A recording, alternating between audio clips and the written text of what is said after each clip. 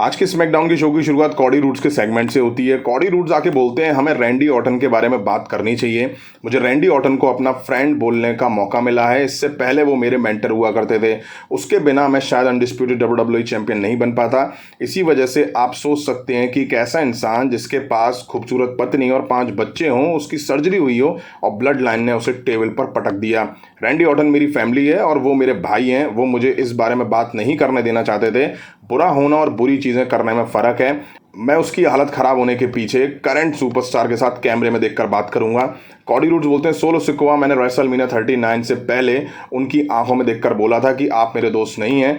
आप इसके बाद रेसलमेनिया में मेरी हार का रीज़न बने। यह टाइटल मेरे पास है। तुम ट्राइबल चीफ बन गए हो लेकिन तुम अभी भी वो नहीं हो। तभी ऑस्टिन थ्योरी और ग्रेसन वॉलर इंटरप्ट करते हैं। ऑस्टिन थ्योरी बोलते हैं तुम काफ़ी टाइम से ब्लड लाइन के बारे में बात कर रहे हो, इसी वजह से जेकब फातू ने मुझ पर अटैक करा है। अब ये कौन सा लॉजिक है ऑस्टिन थ्योरी का? मेरी समझ से तो परे है। तुम मेरे गाल को देख सकते हो, काफ़ी सूज गया है। कॉडी रूड्स बोलते हैं ये अटैक मेरी वजह से नहीं बल्कि तेरे दोस्त ग्रेसन वॉलर के पंच से हुआ है और उसी से तेरा गाल सूजा है। ग्रेसन वॉलर कहते हैं कि तुम्हारी रीज़न ऑस्टिन थ्योरी पर अटैक हुआ और तुम ही इसके लिए जिम्मेदार हो। तुम्हारी वजह से ही रैंडी ऑर्टन की हालत खराब हुई है।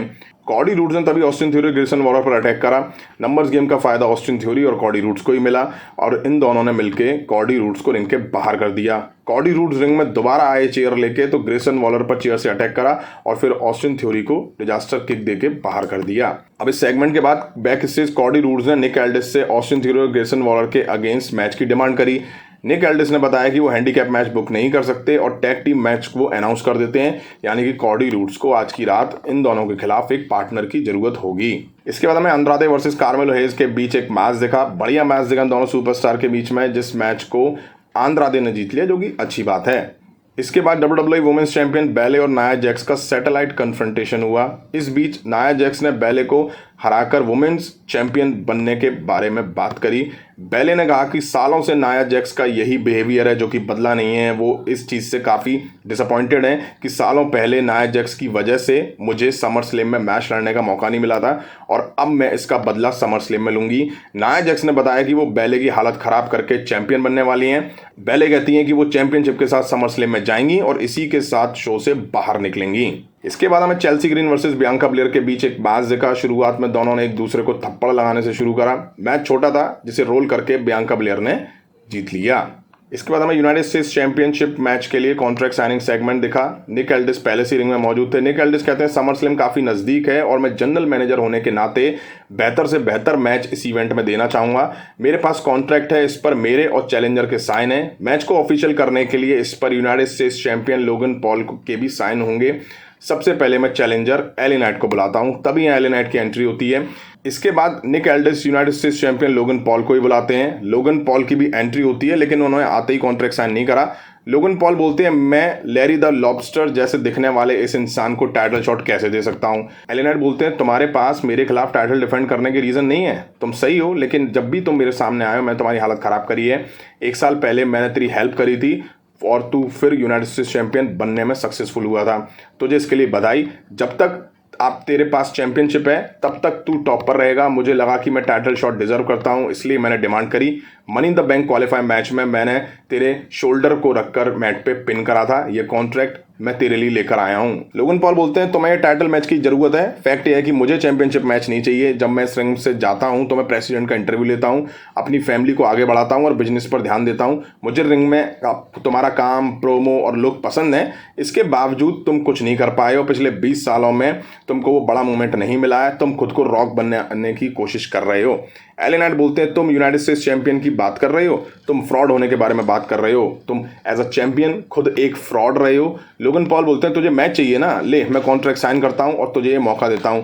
जब मैं तुझको समर स्लैम में हराऊंगा तो मैं तुझसे कुछ लूंगा लेकिन तुम्हारे पास कुछ है ही नहीं देने को। लोगन पॉल कॉन्ट्रैक्ट साइन कर देते हैं और इसके बाद एले नाइट और लोगन पॉल आपस में एक दूसरे के क्लोज आते हैं तो निक एल्डिस उनको रोक देते हैं। लोगन पॉल रिंग के बाहर भी चले जाते हैं, निक एल्डिस भी बाहर चले जाते हैं, लेकिन तभी लोगन पॉल पलट के रिंग में घुस के एले नाइट पर अटैक करते हैं। दोनों के बीच ब्राwl शुरू हुआ था। एले नाइट BFT लगाने की कोशिश में थे बट लोगन पॉल रिंग से निकल के बच के भाग गए। अब हमें टिफनी स्ट्रैटन वर्सेस मिचिन के बीच एक मैच दिखा। रिंग साइड नाया जैक्स भी मौजूद होती हैं। अच्छा मैच दिखा इन दोनों वुमेन्स के बीच में। मिचिन ने काफ़ी परेशान करा टिफनी को इस मैच में। वहीं नाया जैक्स ने मिचिन का पैर पकड़ा और टिफनी स्ट्रैटन को इसका फायदा मिला। तभी बैले की एंट्री होती है। वो आके नाया जैक्स को money in the bank brief case से मारती हैं। टिफनी स्ट्रैटन का ध्यान हटा और मिचिन यहाँ मैच जीत के निकल जाती हैं।